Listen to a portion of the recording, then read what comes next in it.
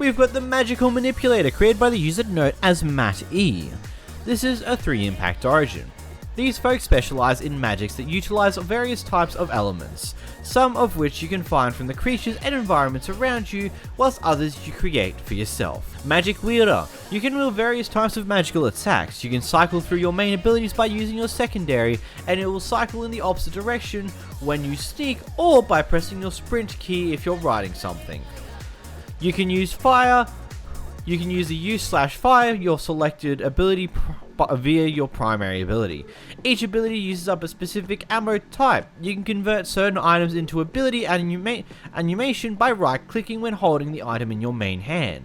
The few ultimate spells you have access to must be selected by converting their ammo item via right-clicking in the main hand. You cannot cancel the usage of these spells once they are selected, and you cannot activate anything from your main arsenal until the ultimate spell is finished. Sneaking will prevent you from converting an item to ammo, allowing you to use the item's vanilla functionality. Your selected ability and how much ammo you have left should be shown above your hotbar as an action bar title. You permanently lose half the ammo on death if keep inventory equals false.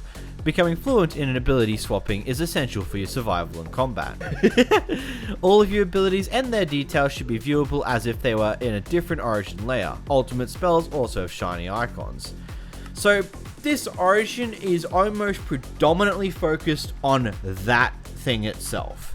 You have an ability that you can... Sorry, give me a moment to just think about that one. Basically, you have a weapon arsenal. That just explained how all of it worked. If you need to recap of that, then yeah. So, okay. Press Y. Spectral energy. Dirt enclosure. Resistance buff. Energy shield. Golems. Essence grenade. Propulsions. And anti-gravity arrows. That's a few different abilities. And I'm assuming they all get explained here, I hope. Oh, okay. So if we go through our origin layers, we've got the anti-grav arrow. 1 arrow equals 2 ammos. Exactly what it sounds like. An arrow that does not fall to gravity. Can be fired every second and will kill basic 20 health mobs, zombies, skeletons, etc. in 3 hits. Cannot be fired when actively raising a shield and will despawn itself after 30 seconds of existence to prevent yourself from coming across random floating arrows that you shot in the past. Oh, and there's also a strategy. I'm not going to read the strategy. That's more important for the people actually trying to survive with this. So if we get ourselves an arrow, right click, we get 2 anti-gravity arrows. If we use we step back a little bit, primary ability, bonk. Sheep over there, bonk. Sheep just down there in the distance. Bonk. Cow in the distance over there. Bonk. That cow. Bonk. That's actually really cool. So with this ability, with the use of right-clicking arrows into your ammo pool, you can shoot them without any gravity. Of course, you do not have any special enchants for these arrows. They're basic arrows that do a lot of damage in comparison to normal things. But that's all they're good for. They're pretty much straight and narrow. They will never fall to gravity, which means you can be a lot more accurate with them because you can simply just point in a direction and it will just go in that direction. See that sheep over there? If I can point it, there we are, and you smack it. That sheep over there through the grass, bonk. That sheep there, I ran out of arrows. That sheep there, bonk. Pretty neat ability, actually. Next is your spectral shot. This will take 1 glowstone dust. Canonically, it is a projectile of pure energy, but is technically just a spectral arrow. Spectral shots will pierce 3 times, damage 4 enemies in total, and set them on fire. Unlike the anti-gravity arrow, this does not have the shield limitation, nor does it ignore gravity. This will pierce essence grenades and not wardens or ender dragons. Keep in mind, it won't pierce wardens or ender dragons. 1 spectral shot only has the energy to activate 1 essence grenade, it will always pierce. Particles are for visual effect only. So now with this one, I want to get myself some glowstone dust, and I want to set up a little bit of a training thing. So we get a little fence over here. We come down here to our little open flat area. We just are going to fence in a couple of people. So now we're in a spectral energy. 1 glowstone dust equals 1 spectral energy. Then we use that ability. Oh, that is cool. I love those effects.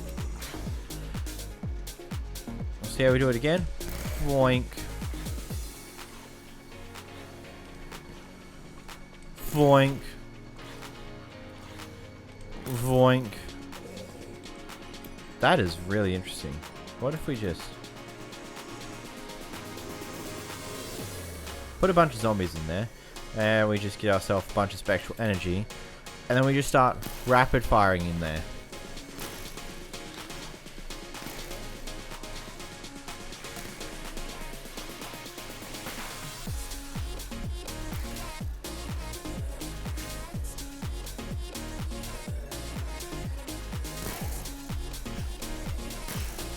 This is just deadly.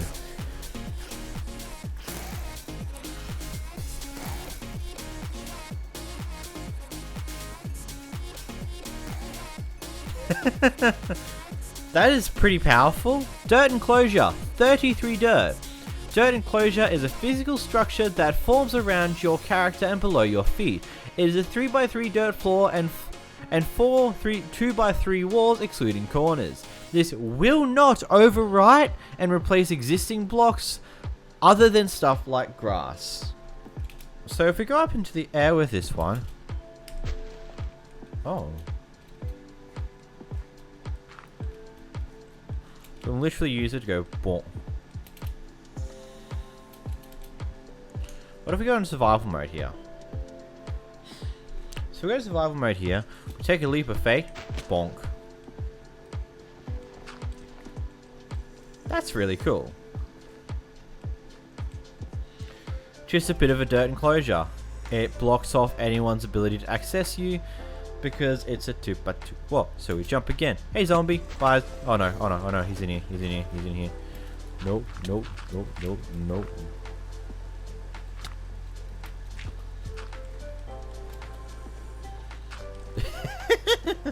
That's a pretty interesting ability. Resistance buff. This requires 1 shield. This applies resistance 1 for 50 seconds. What else is there to say? Well, actually, the strategy. Oh my god. Yeah, so one thing I'll just give some massive credit to the creator. They went through the effort to give you like a full-on way to utilize these abilities together with a good strategy effect down here, which is pretty cool. Get ourselves some shields. We go to our resistance buff, we right click the shield in there, and now we've got some resistance buff. So we go over here, we press G. We got resistance for 50 seconds. I am stuck against a wall. And now we run. That's a creeper. That's even worse. Yes, resistance for about 50 seconds. I mean, cool beans. It is just one of those type of abilities. Pretty self-explanatory in the cover. Energy shield. This requires 6 gold ingots. Applies absorption 3 for 25 seconds. 2 hearts less than an enchanted golden apple. This is more of an emergency defense option to save your life in critical situations. It's an effect that only lasts 25 seconds and is significantly more expensive than a resistance buff. Okay, so we go over here. We grab ourselves gold. We go to the energy shield. Bonk, bonk, bonk, bonk. Jump down. So basically, oh no, I'm about to die. Pop, bye. That's pretty interesting. I mean, there's not much more to that one. It just gives you a nice little buff. It's a bit of an emergency situation ability, like he said. Golem reinforcement requires 1 iron block. Summons an iron golem on top of you to aid you in battle. These are special golems that will not only stay loyal like physically built golems, but they also deal a little more damage than a normal golem. Any mob killed by a reinforcement golem will also have looting 2 applied to their drops. So if we go down here, again, with our friendly husk over there. Hey boy, how you doing? Poof!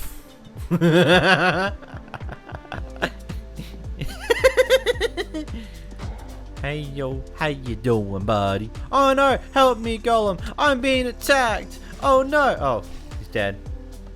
Oh no, girl, help me, oh, he's dead. That's way less expensive than a built golem. Yeah, it is way less expensive. It also does stupid damage. What is this?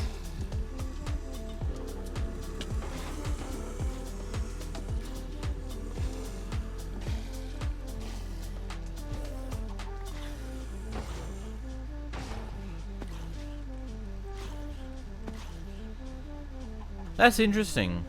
I don't know whether to consider this. This is definitely very powerful because it literally gives you the ability to summon a golem like that, and it's also cheaper than the average built golem. It also has looting too on its kills, which is a little bit powerful.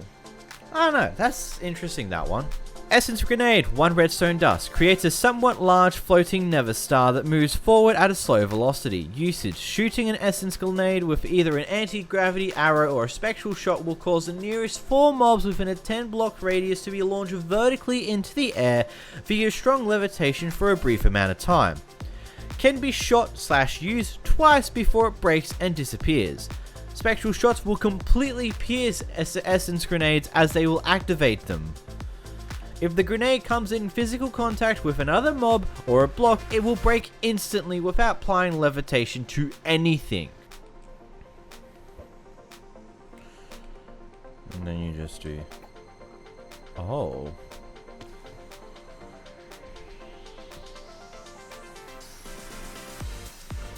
That's cool. And it sits there.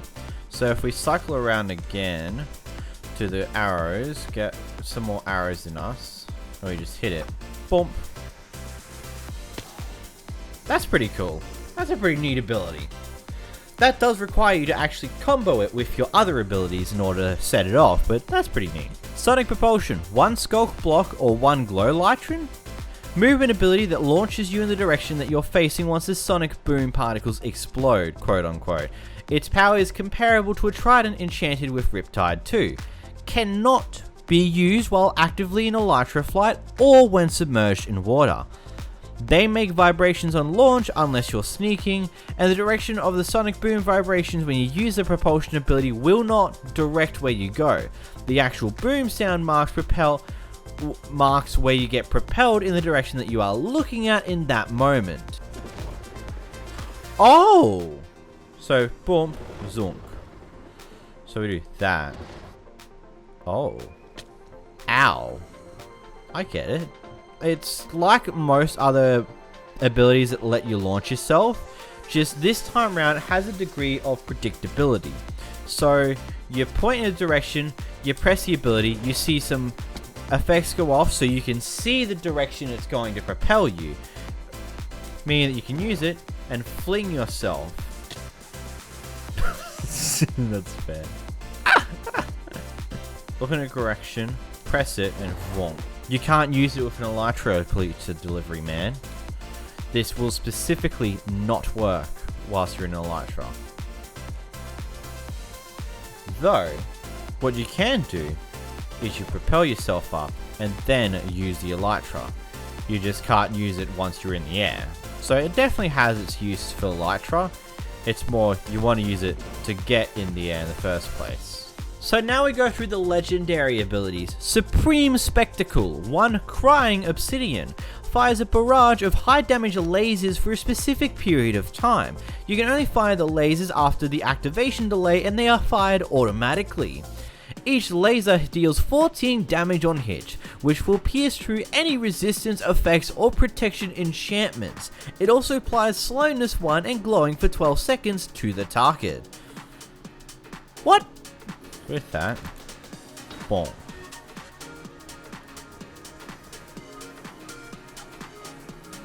Commencing.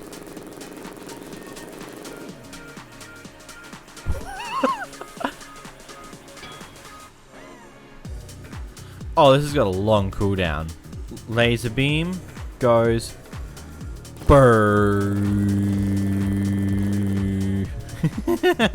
That's a cool ability. I like that. I like that a lot. Then your other legendary ability is the Pinnacle Manipulation. This requires 1 Echo Shard.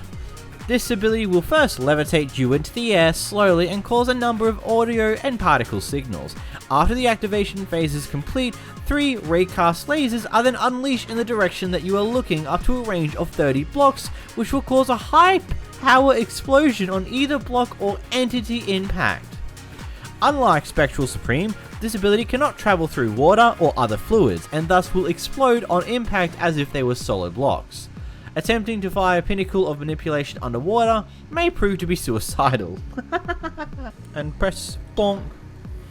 Pinnacle of Manipulation is on standby, boys and girls. You ready to reach the pinnacle of manipulation with this orb?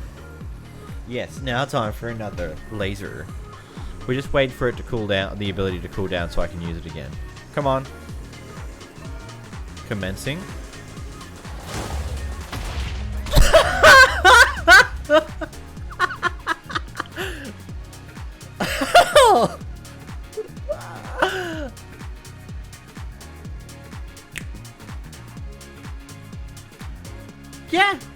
Yeah, that's wowzers. Boom, one might say. That's cool. That is hilarious. It requires an eco shard. Basically, you have to play within the Warden's dimension in order to get yourself this ability, and you can only use it once for an eco shard. But that is cool. Atmospheric Siphon. You naturally siphon magic from the air around you, which naturally buffs your immune system. Basically, you have regen 1 permanently. As you can see, regeneration, which is continuously ticking up, it is basically the beacon effective of it. Agility over defense. You and your people tend to prefer to be able to move around rather than wear armors. You cannot wear anything that provides armor in the chest or leg armor slots, with the exception of Neverite leggings and Neverite leather leggings and Neverite chest plates. Why can you wear? However, your base movement speed is much higher than a normal player. That's weird, actually. 1, 2, 3, 4, 5, 6, 7, 8. So if we get armor, do it. So this is the best armor set you can wear. I'm gonna be completely honest here to the Origin creator. I don't know if he's watching this or if he will, but I think this is probably the one ability where I just make it so that you don't have armor. Just to make it so that you are practically a glass cannon. You're not in a figurative sense because you can still survive a fair bit, but in most cases you won't really survive too long if you do get yourself into a lot of combat. I don't know. I'd feel like this is a little bit much armor for what you can do as this Origin. I don't know, I guess it'd be up to the opinion of people watching, really. Untrained Warrior, you're not very good with physical weapons. You have permanent weakness too when using swords or axes, which should mean...